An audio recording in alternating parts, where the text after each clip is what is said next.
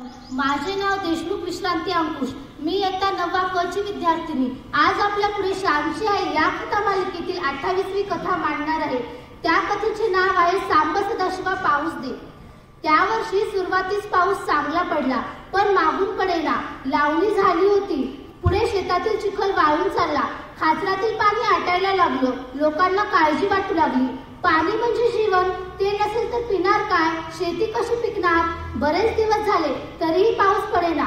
दुष्काळाची चिन्हे दिसू लागली। पाऊस पडावा म्हणून आमच्या गावामध्ये शंकराला कोंडण्याची पद्धत आहे।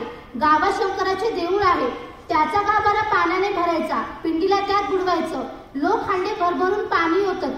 पाणी 7 दिवस रात्रंदिवस अभिषेक चालायचा। पाणी ओतण्याच्या गावकऱ्यांच्या पायात ठरत। माझ्या वडिलांना रुद्र म्हणता येत असे। त्यांची रात्री 12च्या नंतर पाळी असे। गावातील लहान मुलेही या उपक्रमात सहभागी होत। तेव्हा आई मला म्हणाली, श्याम जाना देवळात, तूही पाणी आण। तेव्हा मी म्हणालो, मला नाही हांडा उचलला। तेव्हा आई समतीच्या स्वरात म्हणाली, अरे हांडा नाही तर आपली छोटीशी कळशी घेऊन जा, नाहीतर तांब्या नेल्यास तरी चालेल। तेव्हा मी नाखुशीनं म्हणालो, एवढासा तांब्या कसला न्यायचा, उद्या तू झारे नाही तर पंचपात्र न्यायला सांगशील, लोक हसतील मला। आई म्हणाली, कोणी हसणार नाही, या उलट तू घागर उचलू लागलास तर लोक हसतील। हे आयुष्यासारखं बसणं वाईट, हे साऱ्या गावाचं काम आहे। आईच्या समजुतीनं मी उठलो, कळशी घेऊन देवळात गेलो।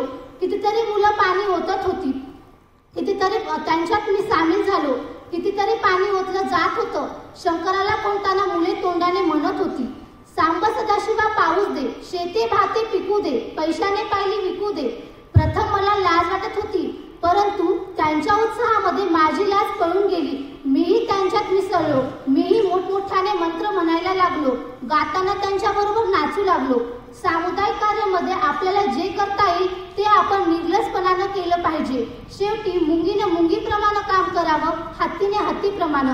आपणही आपल्या कुवतीप्रमाणे धार्मिक सामाजिक कार्यामध्ये आनंदाने सहभागी होऊया। धन्यवाद।